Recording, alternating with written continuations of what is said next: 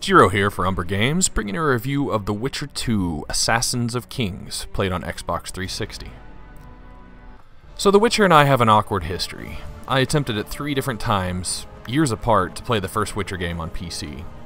I love the source material. I think the idea of Witchers fearlessly hunting monsters with a slew of alchemical potions and magical signs at their disposal is absolutely fantastic. I love the lore. It's all based on Eastern European myths, ones that aren't oversaturated in current media and society. But thus far in the series, the gameplay has just not been fun.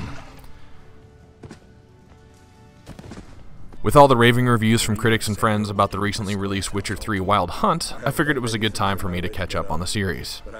The Witcher 2 picks up a few months after the events of the first Witcher game, and the Witcher, your Witcher, Geralt of Rivia, has amnesia. While he's piecing back together his memory, he is framed for the assassination of King Foltest, and embarks on a journey to clear his name.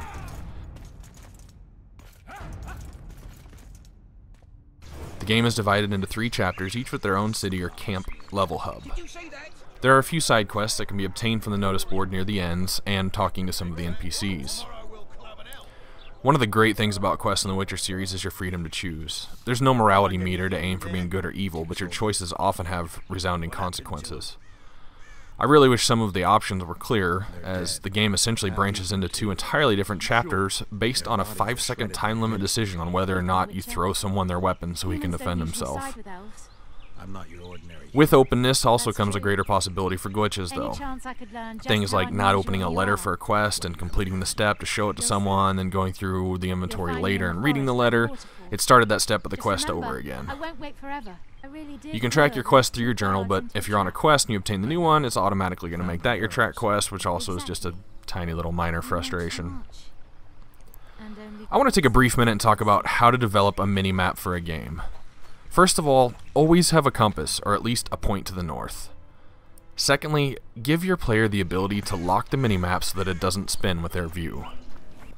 Third, don't make pathways that aren't clear, or never were clear, look like pathways on the map, especially in something that you call a city. City navigation should not be difficult. Also, have a legend or tutorial for the things that appear on the minimap. I'm still not sure what those red dots are supposed to be after spending 30 hours with this game.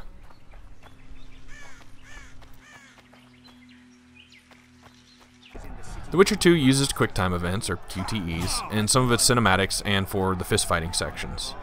These are usually bad enough, but when they pop up a talk button in the middle of it, I mean, come on. The arm wrestling minigame has you moving the stick to try to stay in the ever-decreasing bar with very sensitive stick acceleration, but was usually pretty manageable. I really tried to avoid the dice poker minigame in Witcher 2. It pretty much plays like Yahtzee, but the interface is so sluggish, and the game really cheated in the first Witcher. They did force me to play it once in Witcher 2, and luckily I won on the first attempt. If only you could take that cheating AI and use it to work for you when you're in combat, so you don't end up with your traveling companion constantly nailing you with fireballs. Or the game's escort missions when someone's following you, or you're supposed to be following them, which apparently came out even worse. The world itself can be difficult to interact with, having to come to a complete stop just to find the right place to hit a button to climb up or jump down. You can't just walk off ledges. Searching for stuff sucks, as often you pass it before you realize you need to hit the button, and then you spin in circles looking for where it was. And this perturbance is amplified in the game's attempt at stealth sections, where at times the option of stun never even came up for me. There's these extended periods of waiting as the game's enemies can't even figure out how to get down the ledges either. With each new chapter, by the time you find the storage space in the end, you'd hope that your goods would transfer from chapter to chapter, otherwise kind of, what's the point? Why not just sell them? And the first game let you keep storage and move from end to end and access that, but all my stuff from chapter 1 disappeared when I got to chapter 2. Finally, the creepiness of that thing approaching is somewhat reduced as you watch it slowly phase into being, and no, these things don't have predator stealth camouflage. This is just how the game's drawing it. I'd give the game props for its crafting system, but you start the game with so many potion options that honestly seem like they had little to no effect. No easy way to find or farm the object you need to make the game's better weapons or armor, and herbs that more or less just fit into categories that can be used for a potion instead of relying on the actual herb itself. The whole thing really just gets diluted. Pun intended. But maybe I just played the game wrong. Now, in organizing my notes for this review, I found my biggest list of commentary complaints to be on The Witcher 2's combat. Playing the first Witcher on PC required pressing a button to draw either your steel sword for humanoids or your silver sword for monsters, and then pressing a button to change your stance based on the type of opponent you were facing. Then you click in time to string combos together. It was monotonous at best. I had hoped bringing the game to console would help clean some of that up and make the game more enjoyable, but that was a false hope. Combat in Witcher 2 feels like you're clicking a button to tell Geralt to do something, rather than clicking the button to just perform an action. So it's almost like pointing a mouse to it and telling him to attack it rather than actually hitting a button to swing the sword. How many more can there be? This gives everything a couple second delay, whether it's rolling out of the way, switching swords, or missing with spells. I finally started saving after nearly every encounter, and thankfully it's only a couple seconds to do so. Because you combine all that with enemies constantly blocking, and a lock-on system that doesn't keep the camera locked on your enemy, pushing the attack button and just leaping everywhere, and the parrying that's a couple seconds behind, and the entire thing just turns into an extremely frustrating affair. There's no middle ground with the difficulty either. Look at the difference between normal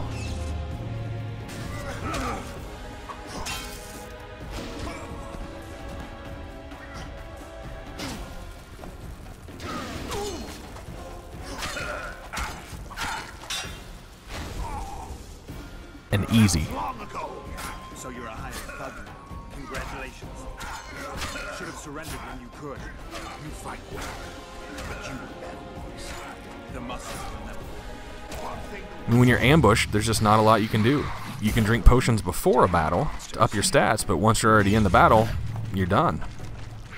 Add this to some enemies phasing in and out, glitching things to get a weird height difference to mess up the AI, and then seeing things through a wall, getting stuck and unable to move, and mages with crazy spells that sometimes stop them from taking damage entirely.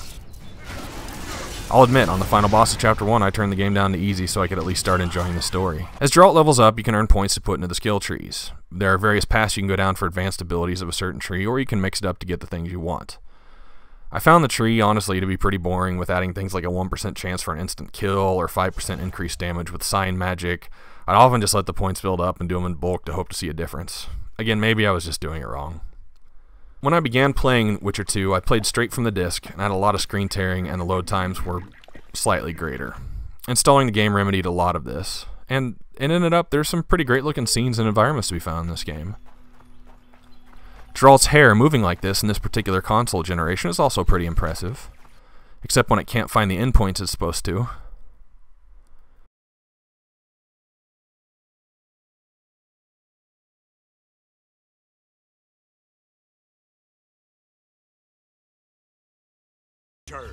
Or he drinks like he's pouring alcohol over his face.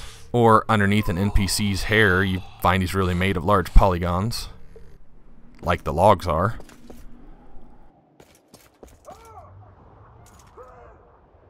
Which apparently have the capability of making floating crossbows. So at this point, why keep playing, you might be asking? As I mentioned at the beginning of this review, the lore of The Witcher is really good. I'm actually currently reading the first Witcher novel written by Polish fantasy writer Andrzej Sapkowski.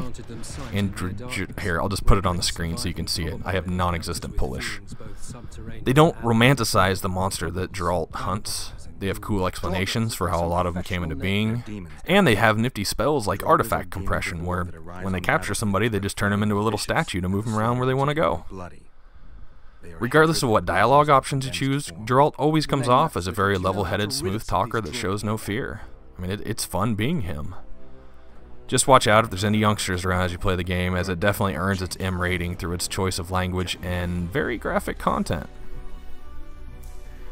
All that said, I've heard the combat of Witcher 3 has been improved drastically, so I'm actually looking forward to playing it, especially as the games keep growing the world of Temeria through its characters, environments, and political struggles. While Witcher 2 tries to give an illusion of an open-world game, the shifting of maps and inability to return, as well as instant quest failing when you embark on the final quest of a chapter, it does become more of a stage-based action RPG with some side quest content. Rating it as such, The Witcher 2 ends up at about a 46 out of 100 on my scale. With its voice acting, its lore, and actually its soundtrack is very beautiful, so that really helps it more than the absence of gameplay and the amount of fun that I didn't have while playing it. Well, that about wraps it up. Thanks for watching. This is Jiro for Umber Games.